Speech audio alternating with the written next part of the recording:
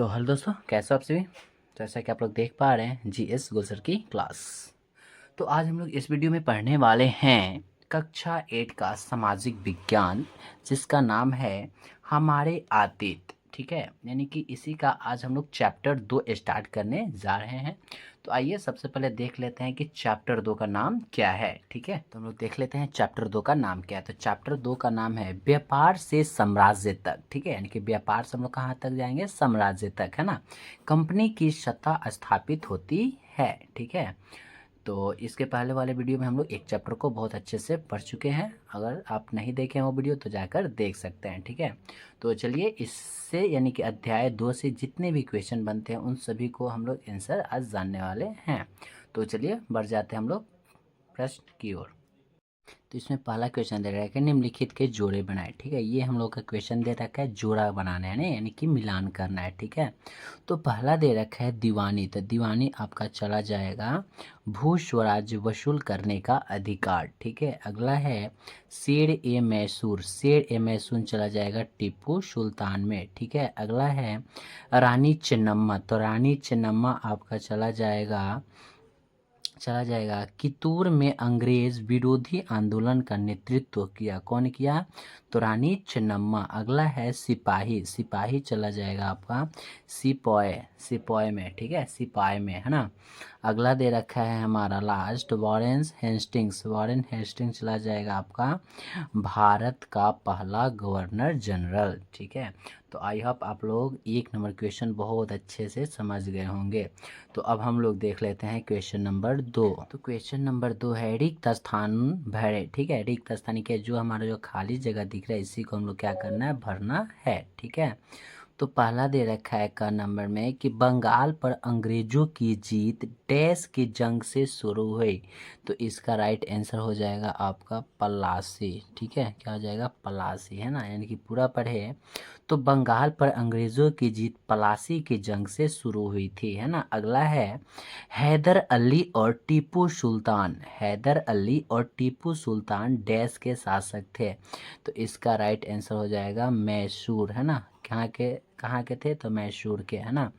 अगला है कि क्या है, डलहौजी ने डैश का सिद्धांत लागू किया। तो डलहौजी ने डैश का सिद्धांत लागू किया, किसका किया, तो विलियन का, किसका, सॉरी विलय का, किसका, विलय का। अगला है लास्ट की मराठ रियासतें मुख्य रूप से भारत के डैश भाग में स्थित हैं। तो इसका राइट आंसर हो जाएगा दक्षिण में स्थित है। कहाँ स्थित है, दक्षिण में। तो देख लेते हैं अब हम लोग क्वेश्चन नंबर 3।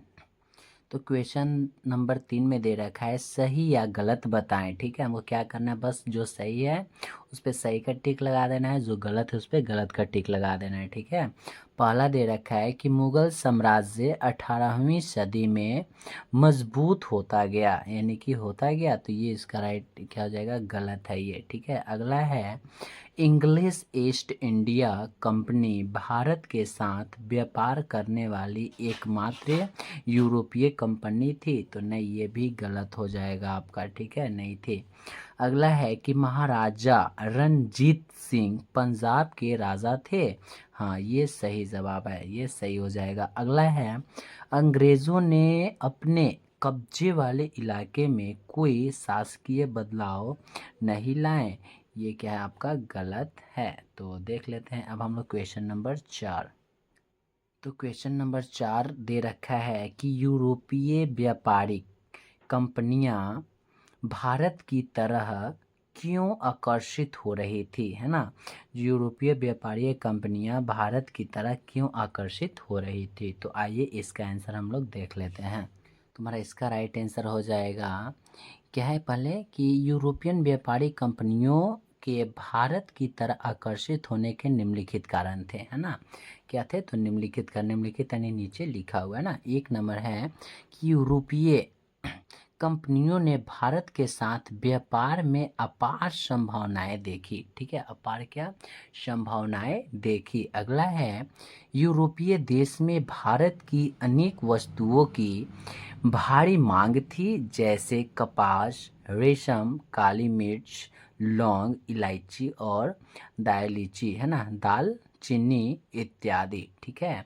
और अगला 3 नंबर है कि वे भारत में कम कीमत पर सामानों की खरीद कर वापस यूरोप जाकर उन्हें ऊंची कीमतों पर बेच सकते थे।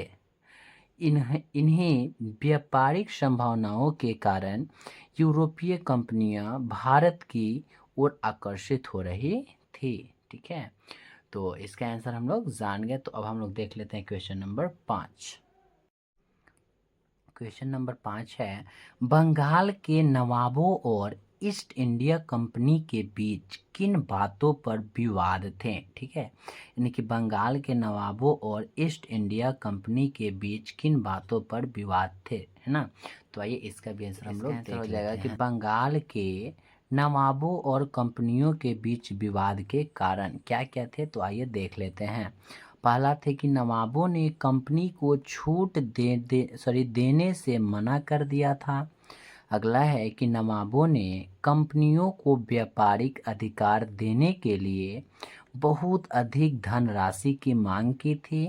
अगला है नवाबों ने कंपनियों को सिक्का ढालने का अधिकार देने से भी मना कर दिया था। ठीक है। अगला है कि नवाबों ने कंपनी पर टैक्स यानी होता है कर, ठीक है, अदा नहीं करने के साथ साथ अपमानजनक पत्र लिखने का आरोप लगाया था। ठीक है।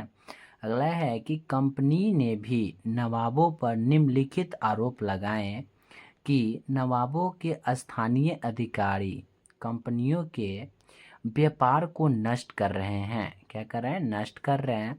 कंपनी को अधिकार टैक्स देना पड़ रहा है। कंपनी को किलाबंदी के विस्तार व पुनर्निर्माण की अनुमति नहीं दी जा रही है। तो ठीक है, आई होप आप लोग ये भी क्वेश्चन बहुत अच्छे से समझ गए होंगे। तो ठीक, प्लीज़ लाइक और सब्सक्राइब करना ना भूले, साथ ही बेल आइकन को प्रेस कर ले ताकि जब भी न्यू वीडियो अपलोड करें सबसे पहले नोटिफिकेशन आपके पास जाए। तब तक के लिए जय हिंद, जय भारत।